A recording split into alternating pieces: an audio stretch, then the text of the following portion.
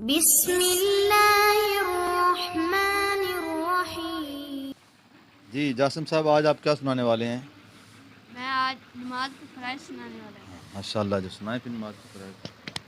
تکبیرۃ تحریمہ، قیام، قرات، رکوع، سجود، قاعدہ اخیرہ، خروج بسنہ۔ ماشاء اللہ جی، کتنے ہوگا جی؟ ماشاء اللہ، یہ بچے نے 7 نماز کے فرائض سنائے ہیں جی۔ اور فرض ایسی چیز ہے جو ہر حالت میں ادا کی جائے گی، اس کی بھول کر بھی معافی نہیں ہے۔ تو سب مسلمانوں کو پتہ ہے، سرکار دو عالم صلی اللہ علیہ وسلم نے ارشاد فرمایا کہ قیامت والے دن سب سے پہلا سوال نماز کے بارے میں ہونا ہے۔ تو اس بندے کے لیے لمحہ فکریہ ہے جس کی 70 سال 60 سال زندگی گزر گئی ہے، دنیا کی اس نے بڑی تیاری کی ہے، لیکن آخرت کے لیے ابھی نماز کے فرائض بھی یاد نہیں کر سکا۔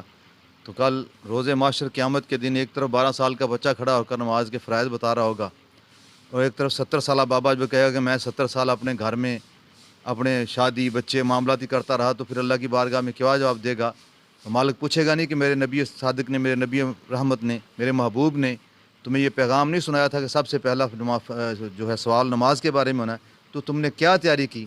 تو الحمدللہ یہ چھوٹے چھوٹے بچے جو ہیں، اللہ کا شکر ہے، یہ دین کی برکت ہے، اس ماحول کی برکت ہے کہ چھوٹے چھوٹے بچے نماز کے فرائض کے بارے میں جانتے ہیں، شرائط جانتے ہیں، نماز کے جو ہیں وہ معاملات سارے نماز پڑھنا جانتے ہیں۔